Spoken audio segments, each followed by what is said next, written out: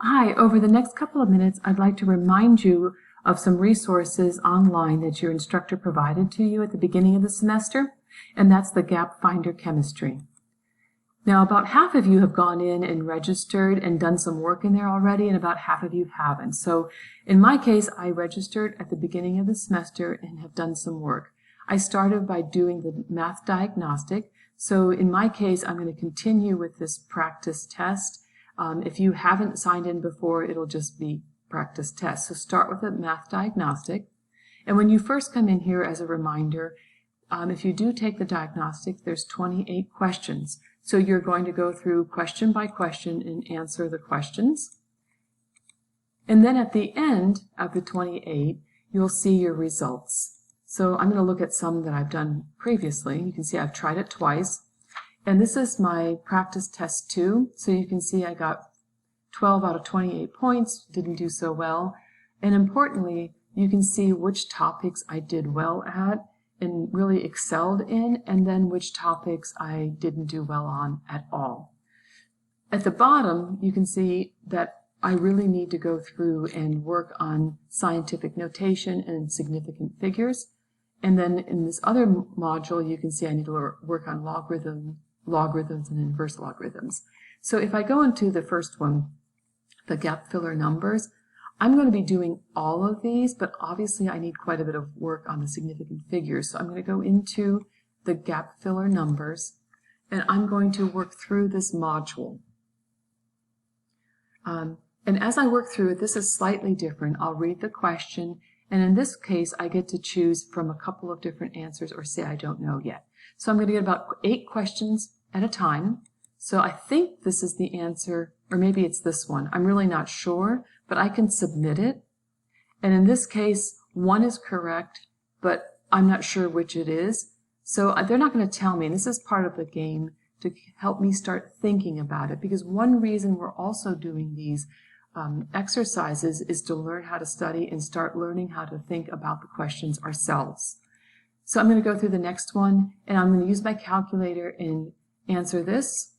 I think it's this or this. I'm not quite sure again, and I'm going to submit it. And I was wrong on both occasions. So I have about 8 questions to go, and I'll pause this and catch up with you in a few minutes.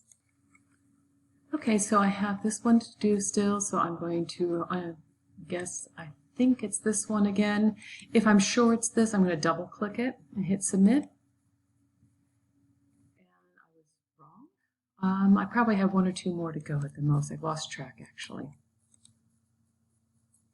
So I'm at the last question, so I completed my 8, and you're going to see now that it says learn. So what I'll be doing is going through and seeing what I got right and what I got wrong. So at the top you can toggle down and you can see how well I did. I've mastered 1, I've got 7 incorrect, 8 in progress, which means I got some right, but I did it by not knowing the exact right answer. It was one or the other. So I'm going to go learn the material now. So I can review this. I chose 55.5 and the correct answer was 55. So this is the correct answer, and then at the bottom it'll give me information about how to calculate that. And then I can go to the next one. As I go through these, I'll see which ones I was sure about and incorrect, so I really have a misunderstanding about this. This is the correct answer, and again, this is what I need to know. So as I go through these 8, after I get done reading about it, working through it, and trying to understand why I got the ones wrong that I got wrong, hopefully I'm going to be learning about the significant figures. And when I'm done, I have an opportunity to go through and try it again. Just to give you an overview from the front page again, I can click at any time the return at the top and go back into the Gap Finder Chemistry. I can continue working on this and I'll pick up where I left off, or I can go over to the course report and I can get an overview to see how much time I've spent on this material. Again, you can see that I spent very little on practice test 1 and practice test 2. So I really need to go back in and start working on these gap filler and learning the information. This is where I'm going to develop the knowledge I need to do well on these practice tests. And the one important thing you'll see here is the time spent. The more time I actively am learning and really working through this material, the better my skills are going to be. Your instructor has put into place a report so that she can see how much time you're spending on these. And once you spend 3 to 4 hours working through the gap fillers, she'll reopen the quizzes for you so that you can improve your scores for the course. So check with her for the exact numbers on that, but I know she'll be looking at that. So you can always go back to the dashboard here and look at the report and then continue working these. You can take these practice tests as many times as you like. And now I'll quickly give you an idea on how you can register, just in case you've forgotten. So in order to get to the Gap Finder Chemistry, you can scan this QR code or you can click on the link.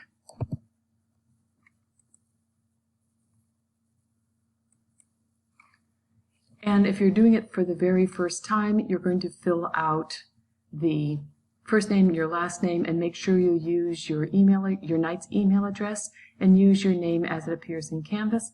Click I'm not a robot and click continue. Now if you've already registered and you know what your username and password is, you can click here to log in.